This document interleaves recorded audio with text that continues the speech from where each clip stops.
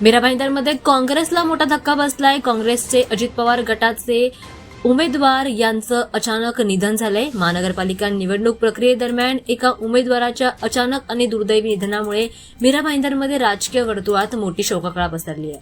राष्ट्रवादी काँग्रेस पक्षाचे अजित पवार गटाचे उमेदवार जावेद पठाण यांनी 66व्या वर्षी त्यांचा प्राण सोडलाय। उमेदवारी अर्ज दाखल केल्यानंतर काही वेळातच हृदयविकाराच्या झटक्याने त्यांचं निधन झालेलं आहे। दरम्यान काल त्यांनी सकाळी प्रभाग क्रमांक 22 साठी अधिकृतपणे उमेदवारी अर्ज दाखल केला। महापालिका निवडणुकीसाठी ते तयारी करत होते, मात्र झालेल्या अचानक घडलेल्या घटनेनंतर राजकीय वातावरणात मोठी शोककळा पसरली।